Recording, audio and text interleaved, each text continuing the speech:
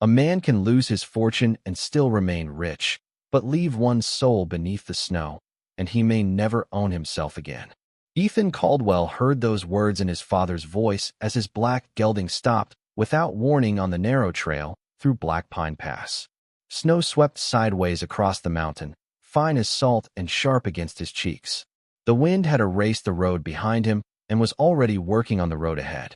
Ethan tightened the reins, but the horse would not move. Then he saw it. A hand beneath the snow. Small. Bare. Still. He slid from the saddle and dropped to one knee, brushing away the white crust with his gloves.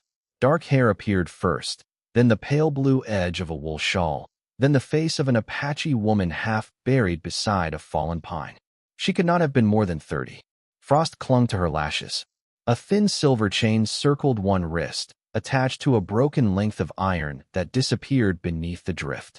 Ethan pressed 2 fingers beneath her jaw. A pulse answered, faint and stubborn. Alive. 10 yards downhill lay a miner's coat, an overturned lantern, and a leather satchel torn open by the wind. Papers fluttered against the rocks like frightened birds. Near the coat rested a revolver, untouched, its wooden grip filling slowly with snow.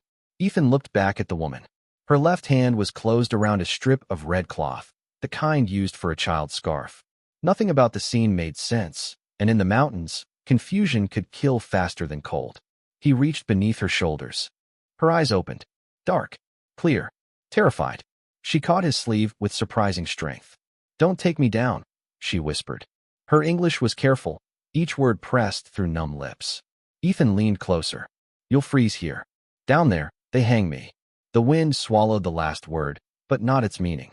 From somewhere beyond the ridge came the distant chime of harness bells. Riders. More than one. Ethan turned toward the sound. Through the white curtain, small amber lights moved between the pines, rising and falling with the trail. Whoever they were less than a mile away. The woman followed his gaze and tried to pull free, but the chain held her. "Leave me," she said. Ethan stared at the broken iron around her wrist, the miner's coat below, the child's cloth in her hand, and the approaching lights. 6 winters earlier, he had stood beneath another storm and listened while sensible men told him the mountain was too dangerous. By morning, his wife and daughter were gone. Since then, Ethan Caldwell had owned 20,000 acres, 300 cattle, and the finest house in Silver Pass. None of it had ever bought back that night. He removed his coat and wrapped it around the woman. "What is your name?" "Maya." The bells grew louder. Ethan lifted her from the snow. "Then hold on, Maya." Behind them, a man shouted through the storm. Ethan placed her across the saddle, gathered the torn satchel, and saw fresh words on the nearest page before folding it shut. Silas Crow Mining Company. He looked once toward the riders, then turned his horse uphill, away from town, away from safety, and toward the home no stranger had entered in 6 years. The climb to Caldwell House took nearly 40 minutes, though the storm made it feel like a full night. Ethan kept one hand on the reins and the other against Maya's shoulder, steadying her whenever the gelding slipped on the buried trail. She spoke only once. "They will follow." Ethan looked back at the faint lights below. "I know." The house appeared through the pines like a dark ship in white water, broad-roofed, stone-chimneyed, every window black. Ethan had built it large enough for a family, and then spent 6 years living in only 3 rooms. He carried Maya inside, past the silent dining table, past the staircase no one used, and into the front room where cold ashes waited in the hearth. The air smelled of cedar, old leather, and the faint dust of things untouched. He set her near the fireplace, then moved quickly. Kindling, lamp oil, blankets, water. His hands remembered what his heart had tried to forget. Maya watched him through half-closed eyes as flames took hold and pushed back the dark. Around her wrist, the broken chain tapped softly against the floorboards. Ethan knelt beside it with a small iron cutter. She drew back. "I am not touching you," he said. "Only the chain." Her gaze stayed on his face. After a moment, she extended her arm. The iron gave way with one hard squeeze. Maya rubbed the red mark beneath it, then reached inside Ethan's coat, still wrapped around her shoulders, and pulled out the torn strip of red cloth. Ethan saw the childlike stitching along one edge. His breath caught. For one instant, the room vanished. He was back 6 winters earlier, standing beside the same hearth while his daughter, Clara, tied a red scarf around her neck and laughed because one end hung lower than the other. She had been 9. She had asked him to come with them to town. He had stayed behind to meet a cattle buyer. By sunset, the snow had begun. By midnight, men warned him the pass was closed. Ethan had listened.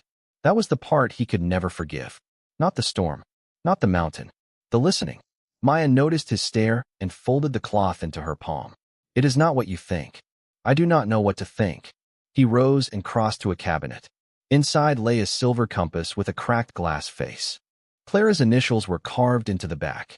Ethan had carried it every winter since her death, though the needle had not moved in years. He placed it beside Maya. Keep your eyes on that. Why?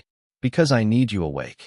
He cleaned the shallow cut above her brow, leaving the bandage and warm water within reach so she could tend the rest herself. No questions, no demands, only distance. The respect unsettled her more than suspicion would have. Then hoofbeats sounded beyond the walls. 6 horses, perhaps 7. Lantern light slid across the curtains. Maya reached for the revolver Ethan had placed on the table. He moved it away, not toward himself, but beyond them both. Not in my house, he said. A fist struck the front door. Caldwell, a man called. Open up. We are looking for a murderer. Ethan glanced at Maya. She did not plead. She simply held the red cloth tighter. Outside, another voice spoke, smooth and familiar. Silas Crow. Do the sensible thing, Ethan. Ethan looked at the compass. For the first time in 6 years, the needle trembled. Ethan crossed the room and opened the door only wide enough to stand in the gap. Snow curled around his boots. Silas Crow waited beneath the porch lantern in a dark wool coat, dry beneath the collar and smiling as though he had come to discuss cattle prices. Sheriff Walter Briggs stood beside him with 6 riders spread across the yard. Their horses stamped at the frozen ground, breath rising in pale clouds. Late hour for business, Ethan said. Silas glanced past him toward the firelight. This is not business. A miner named Thomas Bell disappeared near Blackpine Pass. His coat was found below the ridge. So was his revolver. Briggs unfolded a paper, but Ethan saw no seal from a judge. We are searching every property between here and Silver Pass, the sheriff said. A woman was seen leaving the mining camp. Apache, about 30 years old. Ethan rested one hand against the doorframe. And that makes her guilty? Briggs looked toward Silas before answering. It makes her wanted for questioning. From inside came the soft sound of iron touching wood. Maya had moved. Silas heard it. His smile thinned. You have always been a practical man, Ethan. Open the door. Ethan remembered another winter, another group of practical men, and the silence that followed their advice. You have a warrant? He asked. Briggs held up the paper. This is authorization. That is a company order. The sheriff folded it quickly. Silas stepped closer. Your cattle cross my freight road. Your banknote is held by men who trust my judgment. Your winter feed arrives on wagons I control. Do not confuse pride with courage. Ethan looked across the yard. 6 riders. 1 sheriff. 1 rich man who had never needed to raise his voice because money did the work for him. I have seen no one, Ethan said. Silas studied him for a long moment. Then you will not mind if we look. I would. The wind pressed snow beneath the porch roof. No one reached for a weapon. No one needed to. The threat stood between them as plain as a grave marker. Briggs cleared his throat. Hiding a suspect has consequences. So does entering a man's home without lawful cause. Ethan closed the door and slid the heavy bolt into place. For several seconds, only the fire spoke. Then hoofbeats moved away, one by one, until the mountain swallowed them. Maya stood near the hearth, wrapped in his coat, one hand holding the red cloth. Her eyes had changed. Less fear, more suspicion. You lied for me. I lied to them. There is a difference. Ethan took the revolver from the table and locked it inside the cabinet. There is tonight. Maya watched the key disappear into his pocket. Why help me? I have not decided that I trust you. Trust is not what I asked. Ethan placed clean bandages, warm water, and a small tin of salve on the table, then stepped back. You can tend the wound yourself. She looked from the supplies to his face. Most men who save something believe they own it. Ethan's jaw tightened. You are not something. The words settled quietly between them. Maya lowered her gaze to the torn satchel near the door. Those papers will bring trouble. Trouble already knocked. It will return with more men. Ethan glanced at the trembling compass needle. Then before it does, you will tell me why Silas Crow wants you found before morning. Maya slowly unfolded the red cloth. Sewn inside it was a name in a child's uneven hand. Samuel Bell. She looked up. Because the boy they say I harmed is still alive. For a moment, Ethan heard only the wind pressing against the walls. Then Maya placed the red cloth on the table and opened the torn satchel. Inside lay a narrow ledger, 2 folded maps, and a small glass bottle wrapped in wool. The bottle held cloudy water with a gray film along the bottom. Samuel Bell is 11, she said. His father worked at Crow Mine. 3 weeks ago, the boy became sick after drinking from the creek below the camp. Ethan looked at the bottle. There is nothing unusual about mountain water turning bitter in winter. This water did not turn bitter by itself. Maya opened the ledger to a page marked with charcoal. Names filled the columns. Families. Dates. Payments. Besides several entries, Thomas Bell had written the same 2 words. Waste release. Ethan read the page twice. Silas knew. Thomas knew. That is why Silas wanted the book. Maya pointed to the map. A black line ran from the mine toward a narrow creek that crossed Apache hunting ground before joining the river below Silver Pass. The mine has been emptying its waste into this channel after dark. Children became sick first, then horses, then the old people. Ethan's eyes moved to the red cloth. And Samuel? His father hid him in an old survey cave 8 miles north of the pass. Thomas feared the company doctor would report the boy to Silas. He asked me to bring medicine and carry the ledger to the territorial judge. Why you? Because no one watches an Apache woman unless they are looking for someone to blame. The words held no anger. That made them heavier. Ethan studied her face. Silas, said Thomas, disappeared. Maya folded her hands. Thomas met me near the ridge. He gave me the satchel and the scarf. Riders came before he could lead me to the cave. He told me to run. I heard him call after them, drawing them away. She looked toward the dark window. I do not know where he is now. Ethan walked to the fireplace. The flames had settled low, red beneath the ash. He had sold lumber, grain, and horses to Crow Mine for years. He had never asked where the drainage channels led. Money arrived. Contracts were signed. Men in clean coats called it progress. Why was there a chain on your wrist? He asked. They caught me near the upper trail.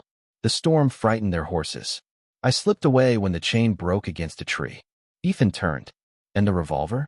Thomas dropped it beside the lantern. I never touched it. Her answer came too quickly to be practiced, and too plainly to be a plea. A sharp knock sounded at the rear of the house. Both of them froze. Not the front door. The kitchen entrance. Ethan reached for the lamp and lowered the flame. Another knock followed. 3 taps. A pause. 2 more. Maya whispered, "That is not Crow." Ethan crossed the hall and opened the kitchen door a few inches. A young ranch hand stood outside, covered in snow, breathing hard. "Mr. Caldwell," he said, "the freight road is closed. Crow's men turned back your feed wagons. The bank sent notice too. They want every dollar by noon tomorrow." Ethan looked past him toward the barn. Someone had nailed a white paper to the door. Even from 30 feet away, he could read the words painted across it. Apache shelterer. The ranch hand lowered his eyes. The crew is leaving at first light. Ethan shut the door gently. Behind him, Maya had already gathered the ledger. "I will go," she said. "Then you keep what is yours." Ethan looked around the silent house, at the polished furniture, the unused staircase, and the compass trembling beside the fire. "That is the trouble," he said. "I am beginning to understand what was never mine." By dawn, the storm had weakened, but the cold had sharpened. Ethan stood in the barn while the last of his ranch hands saddled their horses. No one met his eyes.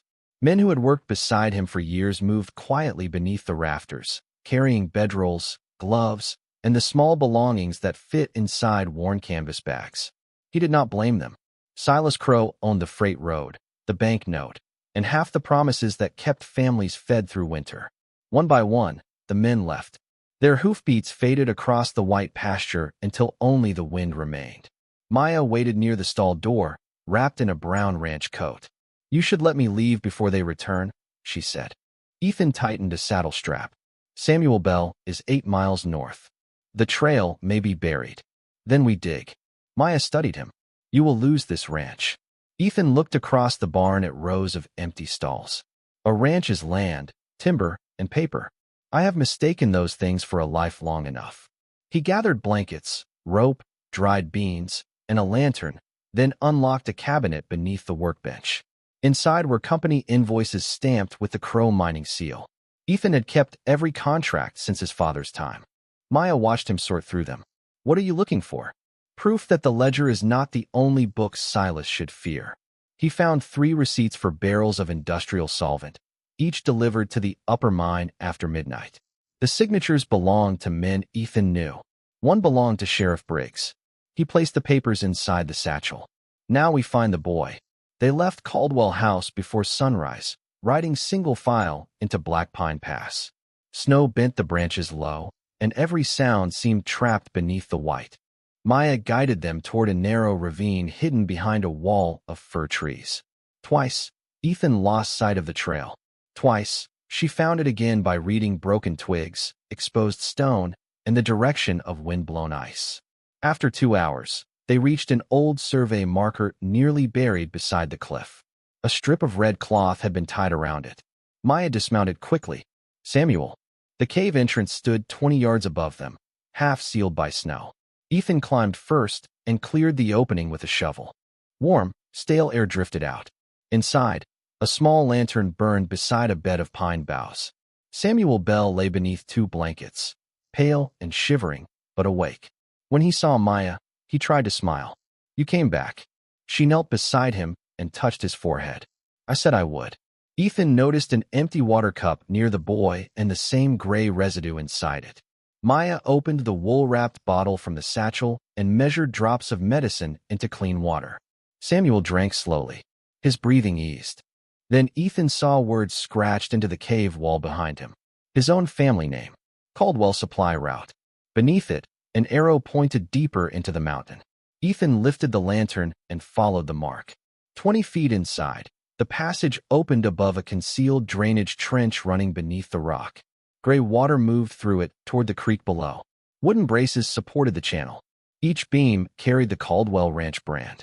Ethan stood silent. His father's lumber. His family's wagons. His money. Maya came beside him. You did not build this. No, Ethan said. But I was paid not to ask where it led. A faint sound echoed from outside. Harness bells. Samuel's eyes widened. Maya closed the medicine bottle. Ethan lowered the lantern flame and listened as riders stopped below the cave. Then Silas Crow called through the snow, calm as a banker at noon. Ethan, bring out the woman, the boy, and my ledger. I might still leave you enough land to bury your name on. Ethan looked at Maya, then at Samuel. He took the silver compass from his pocket and placed it in the boy's hand. The needle trembled, turned, and pointed toward a narrow opening at the back of the cave. A second passage. Maya saw it too. Ethan whispered, take him through. I will make them believe we are still here. Ethan waited until Maya and Samuel disappeared into the narrow passage, then placed the lantern near the cave entrance and dragged 2 empty blankets close to the fire. From outside, their shapes might look like people lying in the shadows. He scattered loose papers across the floor, left the satchel open, and moved deeper into the darkness. You have 1 minute, Silas called. After that, I come in. Ethan looked toward the second passage. No sound came from it. Good. He stepped into the entrance with both hands visible. Snowlight washed the cave in gray. Silas stood below with Sheriff Briggs and 8 riders. The woman is gone, Ethan said. Silas smiled without warmth. Then you will tell me where. I do not know. Briggs shifted in the saddle. You expect us to believe that? No, Ethan said. I expect you to believe what fear tells you. Silas's eyes narrowed. You always were too comfortable, Ethan. Men like you mistake comfort for character. Ethan reached into his coat slowly and removed 1 folded invoice. He held it up. Crow Mining purchased 6 barrels of solvent through my company last October. Delivered after midnight. Signed by Walter Briggs. The sheriff's face changed before his voice did. That paper proves nothing. Then you will not mind explaining it to a territorial judge. Silas raised 1 gloved hand. The riders moved closer, but Ethan did not step back. You think 1 page can ruin me? Silas asked. No. I think the people who worked for you can. Ethan dropped the invoice into the snow. The wind carried it beneath the sheriff's horse. Briggs looked down, but did not reach for it. That hesitation was enough. Ethan turned and ran into the cave. Behind him, boots struck stone. He passed the false blankets, kicked snow over the lantern, and entered the narrow passage just as Silas shouted that the cave was empty. The tunnel sloped upward, tight enough that Ethan's shoulders brushed both walls. 20 yards ahead, pale daylight appeared. He emerged onto a hidden ledge above the ravine. Maya waited there with Samuel wrapped against her chest. 2 horses stood beyond the pines. Not Ethan's. Apache horses. A tall man in a gray buckskin coat held their reins. His face was calm, but his gaze rested on Ethan like a locked door. Maya spoke first. "This is my brother, Daniel Redbird." Daniel looked at Samuel, then at the compass in the boy's hand. "You brought a white child onto our trail. He needed help," Maya said. "And this man, he helped us." Daniel's eyes moved to Ethan's coat, his expensive boots, and the Caldwell brand on the saddle blanket. Men with that name helped build the mine road. Ethan nodded. "They did. Then why should I trust you?" Ethan removed the remaining invoices and placed them on the snow between them. "You should not. But you should take these." Daniel did not move. Below, voices echoed from the cave entrance. Silas had found the second passage. Ethan looked toward the ridge. More riders appeared between the trees, silent and still. 10, then 20, then more. Apache men and women spread across the slope, watching. Daniel finally picked up the papers. "What do you want in return?" Ethan glanced at Samuel, then at Maya. "Nothing." Daniel studied him. "White men with land always want something." Maya met Ethan's eyes. He remembered her saying the same words by his fire. Ethan looked back at Daniel. "Then let this be the first time one of us leaves empty-handed." A horn sounded from below. Silas and Briggs had reached the ledge. Daniel raised one hand, and every rider on the ridge became still. No weapon lifted. No threat was spoken. The silence itself stopped the men below.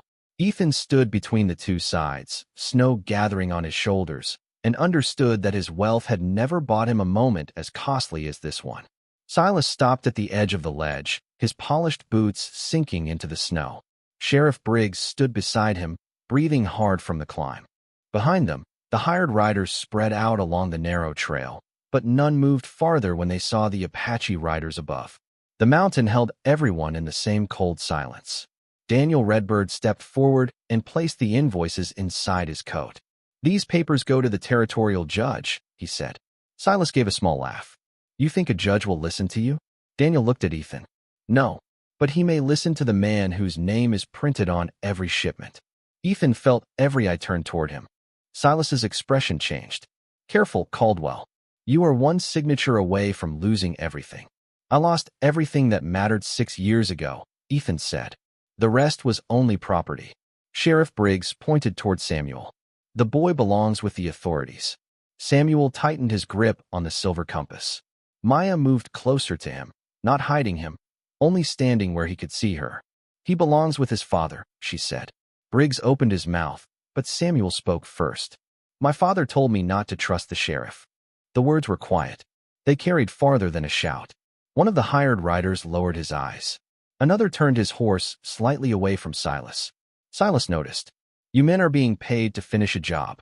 No one answered. Daniel looked across the ridge at his people, then back at Ethan. "The judge is 3 days south." "Too far," Maya said. "Samuel needs a doctor now." Ethan looked down the mountain. Silver Pass lay 12 miles away, hidden beyond the pines. Dr. Samuel Hart lived on the east side of town. He was cautious, respected, and afraid of Silas Crow. "Then we take the truth to town," Ethan said. Daniel's gaze hardened. "Your town hung notices against my people before sunrise. Then let them read something else by noon." Silas stepped closer. "You will not make it through the main road." Ethan reached into his coat and removed the bank notice from Caldwell House. He tore it once, slowly, then let the pieces fall into the snow. "I own 3 cattle wagons, 2 freight teams, and the largest supply barn in Silver Pass. By now, every ranch hand who left me knows Crow closed my road. They also know why." A distant bell sounded below. Not harness bells this time. A church bell. Once. Twice. Then again. Through the trees, figures appeared on the lower trail. Former Caldwell ranch hands. Town families. Freight drivers. Men who had spent the morning hearing rumors and comparing old receipts. At their front rode the young ranch hand who had warned Ethan before dawn. He held the white sign taken from the barn door. Apache shelterer. He turned it around. On the back, someone had painted new words. Let the boy speak. Silas looked at the growing crowd, then at his own riders. His voice lost its smoothness. This changes nothing. Ethan glanced toward the ridge, where more Apache riders waited without raising a weapon. Then he looked down at the townspeople climbing toward them. It changes who is watching. Daniel walked to Samuel and knelt so their eyes were level. Can you ride? Samuel nodded. Daniel lifted him carefully onto his own horse. Maya mounted beside them. Ethan started down the trail on foot. One by one, the crowd opened a path. Silas did not order anyone to stop him. Perhaps he finally understood that money could command men only while they believed obedience was safer than truth. As Ethan passed, Sheriff Briggs removed his badge and closed his hand around it. He did not throw it away. Not yet. But for the first time, he looked at its weight. By the time they reached Silver Pass, the church bell had drawn nearly every soul into the square. Snow clung to wagon wheels and porch rails. Shopkeepers stood beside miners, ranch wives beside freight drivers, while the Apache riders remained at the edge of town, silent beneath the bare cottonwoods. No one crossed the open space between them. Ethan walked into it first. Dr. Samuel Hart hurried from his office when he saw the boy on Daniel's horse. He carried Samuel inside without asking who had brought him. Maya followed with the medicine and the bottle of gray water. 10 minutes later, Hart returned, his spectacles fogged by the cold. The boy is weak, he said, but he will recover. A breath moved through the crowd. Hart raised the bottle. This water contains mine waste.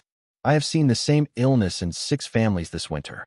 I called it fever because I was afraid to call it what it was. His confession left the square quiet. Ethan placed the ledger and the invoices on a wooden table outside the courthouse. Page after page showed midnight deliveries, hidden drainage work, and payments made through Sheriff Briggs. Silas Crow arrived from the North Road with Briggs and the remaining riders, but the crowd did not make room for him. Those papers were stolen, Silas said. They prove nothing. Ethan opened his own account book. Then use mine. He read every shipment aloud. Timber, solvent, iron pipe. Each bore the Caldwell seal. Each had passed through his ranch. When he finished, he closed the book. I signed these without asking where the supplies went. That silence paid for my house. Maya stepped beside the table and unfolded another page. It held names from the Apache camp. Children, elders, families who had drawn water from the creek. She read each one slowly. No accusation colored her voice. She did not need one. Across the square, people lowered their eyes. Silas looked toward his riders. Remove them. No one moved. He pointed at Maya. She is wanted for Thomas Bell's disappearance. A wagon creaked at the far end of the street. 2 Apache riders guided it through the crowd. Thomas Bell sat beneath a wool blanket, tired but upright. His son's red scarf was tied around his wrist. Samuel came from the doctor's office and ran to him. Thomas held the boy close, then looked at Silas. She saved him, he said. And you tried to bury the creek, the ledger, and every person who knew. Sheriff Briggs stared at the badge in his palm. Silas spoke his name once, sharply. Briggs did not answer. He walked to the courthouse steps and set the badge on the frozen wood. Then the hired riders dismounted and stood with the townspeople. Silas remained alone beside his horse. No rope waited for him. No weapon was raised. The territorial marshal, summoned by the church telegraph clerk before dawn, stepped from the courthouse and asked Silas to come inside. For the first time, Silas Crow had no one left to command. Ethan watched the door close behind him. Daniel approached the table and returned the Caldwell invoices. These may save your property, he said. Ethan looked toward Maya, Samuel, and the families gathered beyond the square. No, he replied. They will help return what my property cost. Then he took the deed to the northern valley from his coat, placed it beside the ledger, and signed away the land his father had claimed 30 years before. 3 months passed before the first clean water reached the Apache camp below Blackpine Pass. Ethan spent most of what remained of his fortune paying men to close the hidden drainage channel, replace the poisoned soil, and build a new stone-lined well above the mine road. He kept no account of what it cost. The old account books had taught him enough. Silas Crow was taken south for trial.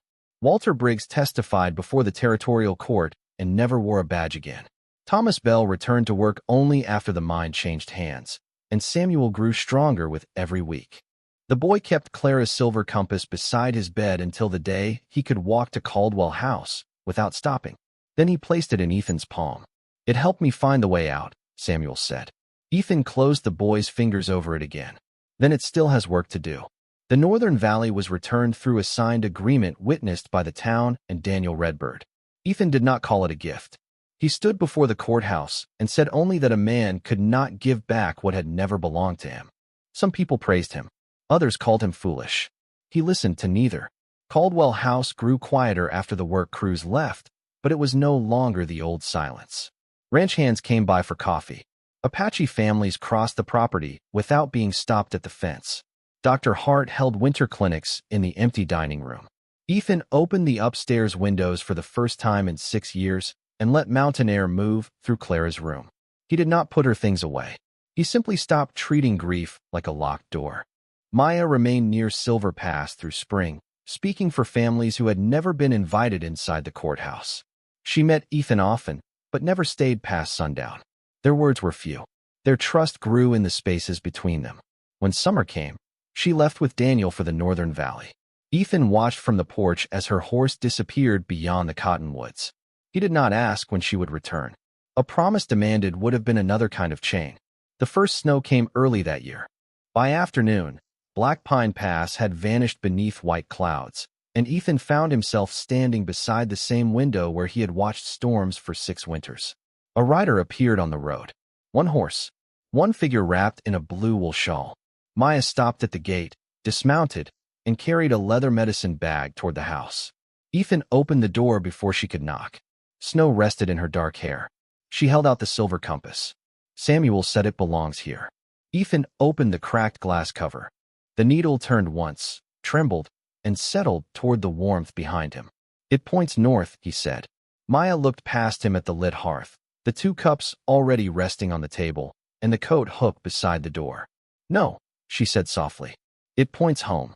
Ethan stepped aside. Maya entered without lowering her eyes. She hung the blue shawl beside his winter coat and placed her medicine bag on the table. Outside, snow covered the single trail leading to the house.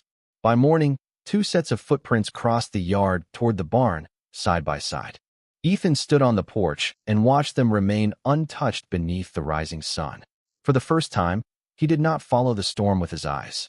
He looked toward the open door behind him, where firelight moved across the floor, and understood that one decision had not erased the life he had lost. It had